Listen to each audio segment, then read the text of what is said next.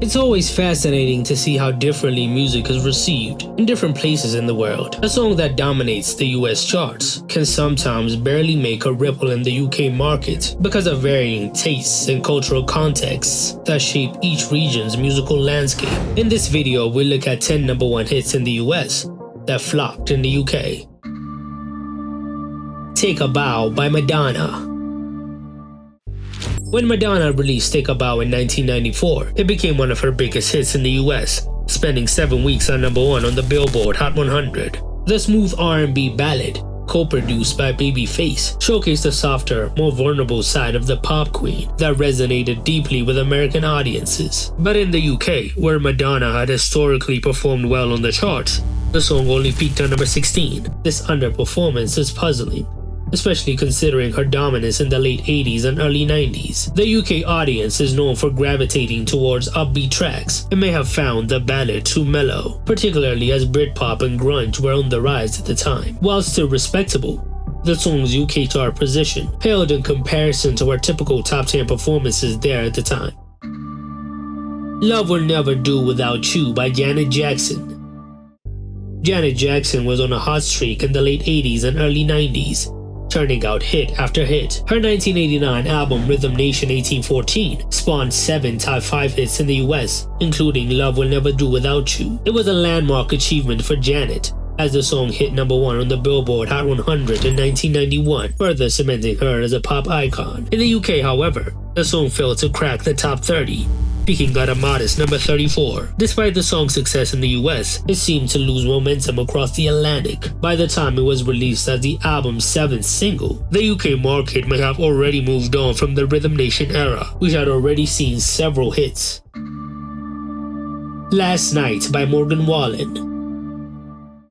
Morgan Wallen's Last Night became one of the biggest country crossover hits in recent memory, soaring to #1 in the US in 2023. The song, with its catchy blend of country and pop appeal, resonated with American listeners, especially with its massive fan base in the US. The song ruled the Hot 100 for 16 weeks and was a record-breaking hit. It ended the year as the biggest song of 2023. However, it only peaked on number 28 in the UK, significantly underperforming compared to its US success. The UK has historically been a challenging market for country music, with only a handful of country artists ever breaking through in a significant way. While the song did moderately well, its inability to crack the top 20 highlights how country music still struggles to connect with UK audiences. Morgan's past controversies might have also played a role, as his reputation in the UK may not have been as forgiving as it was in the US. Imma Be by the Black Eyed Peas. The Black Eyed Peas were at their peak in the late 2000s and early 2010s, producing hit after hit with their futuristic blend of hip-hop, pop, and dance music on their album The End. Their song Imma Be hit #1 in the US in 2010, becoming the third #1 from the album. Despite their global appeal and multiple UK hits, Imma Be only reached number 55 in the UK. It's surprising, given their previous UK chart success. For the first 2 singles, Boom Boom Pow and I Got a Feeling, maybe the label spent all the promotion budget on those songs, and there wasn't much left for Imma Be. By 2010, the Black Eyed Peas had oversaturated the market, leading to listener fatigue, and that may be one reason the song didn't do as well in the UK. Bad and Bougie by Migos featuring Lil Uzi Vert.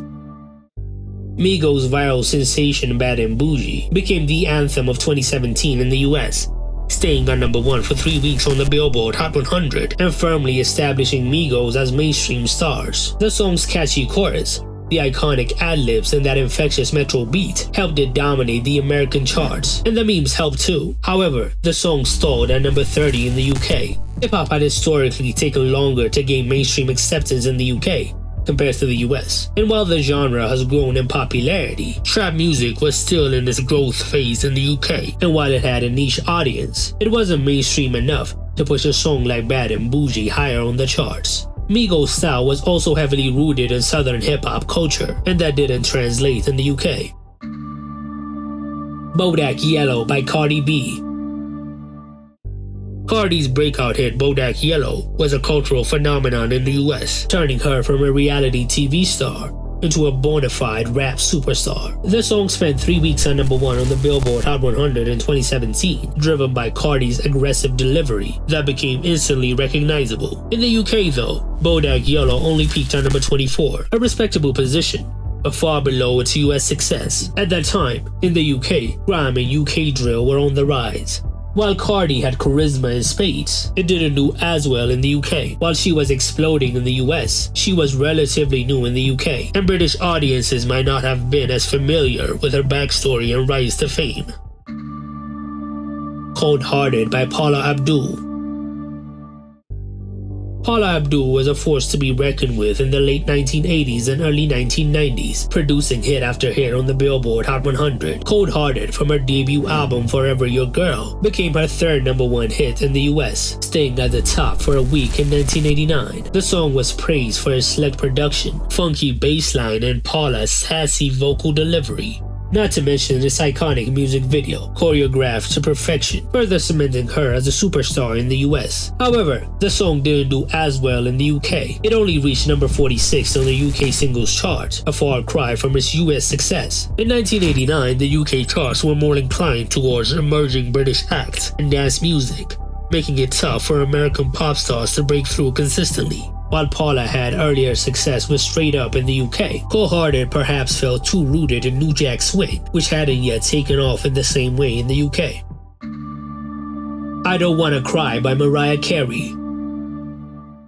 When it comes to chart success, few artists can rival Mariah Carey, especially in the US, where she has 19 number 1 hits to her name. I Don't Wanna Cry, her 4th consecutive number 1 single from her debut album, continued her streak of dominance on the Billboard Hot 100 in 1991. However, in the UK, the song didn't even make a dent on the charts. While Mariah was already a recognized name, the song was too much of a slow burn for the tastes of the British audiences at the time. In 1991, the UK charts were dominated by rock and house music, which were upbeat and energetic genres. The emotionally heavy ballad simply didn't fit the sonic landscape.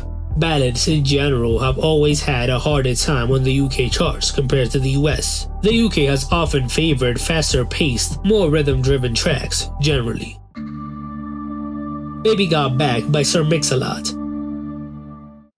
Baby Got Back is arguably one of the most iconic and controversial rap songs of the early 90s. Sir Mix-a-Lot's ode to curvy women became an anthem in the US, where it topped the Billboard Hot 100 for 5 weeks in 1992. It is remembered for its catchy hook, funny lyrics, and cultural impact, sparking conversations around beauty standards and body positivity, even if in a tongue-in-cheek way. The song has also stood the test of time, being sampled in many modern songs. Despite its monumental success in the US, it only peaked at number 56 in the UK. The most obvious reason: the cultural divide. While Baby Got Back was seen as a fun, lighthearted commentary on American beauty standards, it did not quite translate to the UK, and not many hip-hop songs crossed over to the UK at the time, and the song's American references didn't help either.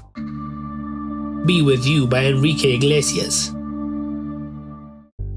Enrique was one of the first Latin crossover superstars, as his hit Be With You dominated the charts in 2000, becoming his second number 1 on the Billboard Hot 100. The song had all the elements of late 90s, early 2000s pop banger, catchy lyrics, a danceable beat, and Enrique's romantic crooning that made him a global heartthrob. Yet shockingly, the song didn't even chart in the UK. This might be one of the most perplexing flops, especially since he had found success earlier with hits like Bailamos. Be With You didn't have the same promotional push in the UK, without the same level of airplay and marketing. Many British listeners likely never had a chance to discover the track. Which number 1 hits did I miss? Tell me in the comments below.